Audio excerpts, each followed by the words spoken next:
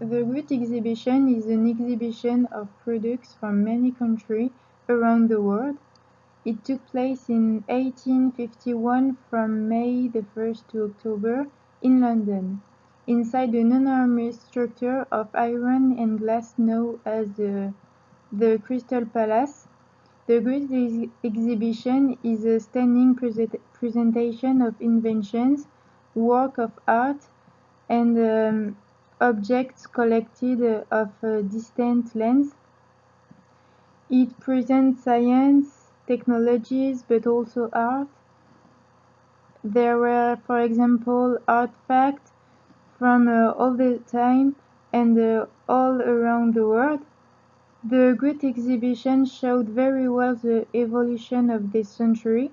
Moreover, the writer Charlotte Brontë qualified it as a wonderful place, strange, new, and impossible to describe.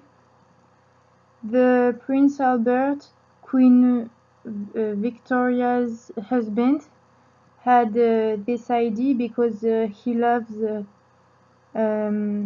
progress and science.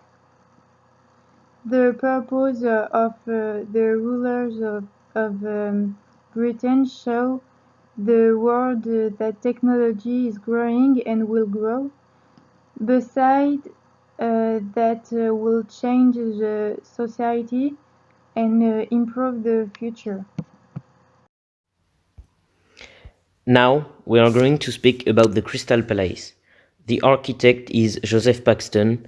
It was a construction of prefabricated cast iron and panes of plate glass. Moreover, it was 1.848 feet long and 454 feet wide and covered 19 acres of London Heights Park. It took 9 months to be built by a lot of different countries like France, Egypt, Italy, Australia, or Russia.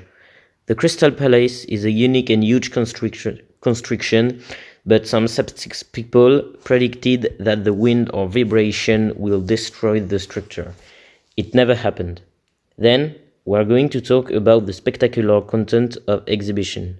First, there was the enormous hall of Machine in Motion, which contained all the complicated machines that turn round cotton into finished clothes. The spectators could watch spinning machines and power looms manufacture fabric and all the brilliant machines just in front of them. Then there was the hall of agricultural devices where we could find lots of iron plows or steam tractors and steam powered machines to grind grain.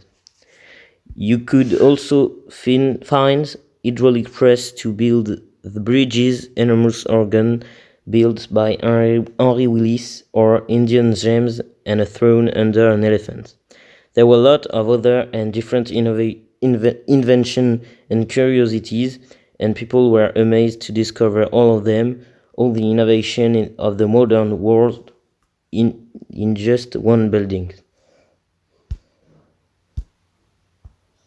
Now let's speak about the attraction of the exposition. The Great Exhibition was a such event that it attracted a huge crowd for the 6 months it took place. It attracted 6 million visitors.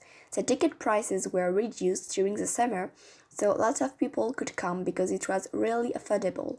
There were always visitors, from the hour it opened at 10 a.m. to the closing hour at 6 p.m. The building was thronged by so many people, sometimes they came twice or more because there were too many things to see. Queen Victoria herself came more than once to visit it. Finally, the Great Exhibition ended in October 1851, but it was moved to another place at Sydenham. It was extended and became a permanent attraction.